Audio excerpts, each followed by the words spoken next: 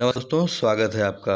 आज हम इतिहास विषय के कुछ महत्वपूर्ण प्रश्नों को देखेंगे जो कि पिछले वर्षों में विभिन्न परीक्षाओं में पूछे गए हैं और जिनके आगे आने वाले एग्ज़ाम्स में पूछे जाने की संभावना भी काफ़ी ज़्यादा है। आइए देख लेते हैं।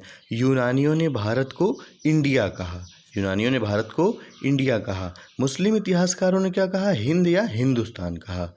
अगला प्रश्न है, वेदों के संकलनकर्ता कौन थे? कृष्णद्वैपायन वेदव्यास। ऋग्वेद का तीसरा मंडल किसके द्वारा रचित है? विश्वामित्र द्वारा। ऋग्वेद का तीसरा मंडल विश्वामित्र द्वारा रचित है और तीसरे मंडल में जो है गायत्री मंत्र है।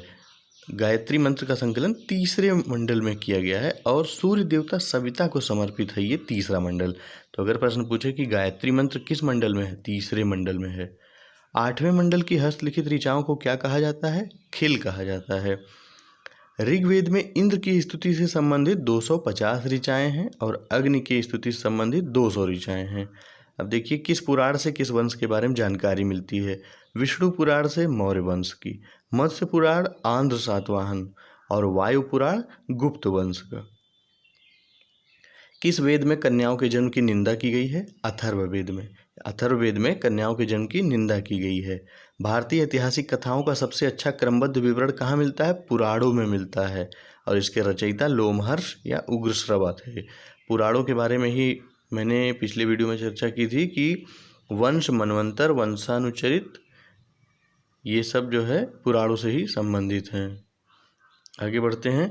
ये देख लीजिए, स्त्रियां और शूद्र जो है वेद पढ़ने की अनुमति नहीं थी इनको, लेकिन ये पुराण सुन सकते थे। तो स्टेटमेंट वाले में पूछ सकता है कि स्त्रियां और शूद्र जो है पुराण सुन सकते थे, तो ये सही होगा।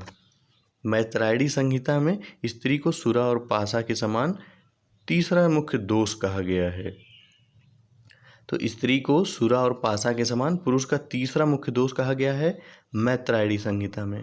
शतपथ ब्राह्मण में पत्नी को अर्धांगिनी कहा गया है। मनु स्मृति का संबंध शुंग काल से है और नारद स्मृति का संबंध गुप्त काल से है।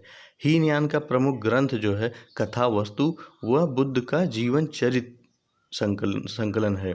यानी कथा वस्तु जो है उसमें बुद्ध का जीवन चरित वर्णित है और ये हीनयान का प्रमुख ग्रंथ है। महावीर के जीवन कृत्यों और समकालिकों के साथ उनके संबंधों का विवरण कहाँ मिलता है? तो जैन ग्रंथ भगवती सूत्र में मिलता है और महाजनपदों का वर्णन भी इसी में मिलता है। अर्थशास्त्र में 15 अधिकरण हैं और 180 प्रकरण हैं। अरबों की सिंध विजय का उल्लेख चचनामा में है। चचनामा के लेखक हैं अली अहमद। गार्गी संहिता के लेखक हैं कात्यायन और गार्गी संहिता क्या है? ज्योतिष ग्रंथ है। इसमें भारत पर यवन आक्रमण का उल्लेख मिलता है। यानी गार्गी संहिता में भारत पर यवन आक्रमण का उल्लेख मिलता है। महाभाष्य से शुंगों के इतिहास का ज्ञान होता है। टेसियस कौन था? ईरान का राजवैद्य था। टेसियस ईरान का राजवैद्य था। हेरोडोटस ने क्या लिखा है? हिस्टोरिका लिखी है और इसमें भारत फारस संबंध का वर्णन किया गया है। टॉलेमी ने लिखा है भारत का भूगोल। सुंगयुन 518 ईसा पूर्व में भारत आया था। सुंगयुन एक यात्री था। इसी तरह वेनसांग को देखिए, वेनसांग भारत में 15 वर्ष तक रहा। 629 ईस्वी में प्रस्थान किया, 630 ईस्वी में कपिशा पहुंचा और 645 ईस्वी में वापस चीन लौट गया। सी यूकी में 138 देशों का विवरण मिलता है। वेनसांग की रचना जो सी यूकी है उसमें 138 देशों का विवरण मिलता है। इत्सिंग 7वीं शताब्दी के अंत में आया था। तहकीके हिंद के लेखक कौन है? अलबरूनी है। तहकीके हिंद अर्थात भारत की खोज, इसके लेखक हैं अलबरूनी और ये अरबी भाषा में लिखा गया है। इसमें 80 अध्याय हैं। इब्न बतूता 1333 ईस्वी में आया था। इब्न बतूता ने लिखा है रहला। इब्न बतूता की रचना का नाम है रहला जो कि अरबी भाषा में है। अब देखिए, मार्को पोलो जो 13वीं शताब्दी में आया था, पांड्य देश की इसने यात्रा की थी। सर्वप्रथम भारतवर्ष का उल्लेख कहाँ मिलता है? हाथी गुम्फा अभिलेख में मिलता है। हाथी गुम्फा अभिलेख किसका है? खारवेल का है। दुर्भिक्ष की जानकारी किससे होती है? सोहगौरा अभिलेख से होती है और हूण आक्रमण की जानकारी भितरी स्तंभ लेख से होती है। सती प्रथा का प्रथम लिखित साक्ष्य कौन सा है? भानुगुप्त का एरड़ अभिलेख है। रेशम बुनकरों की श्रेणियों की जानकारी कहाँ मिलती है? मंदसौर अभिलेख में मिलती है। और सर्वप्रथम सिक्कों पर लेख किसने अंकित कराए?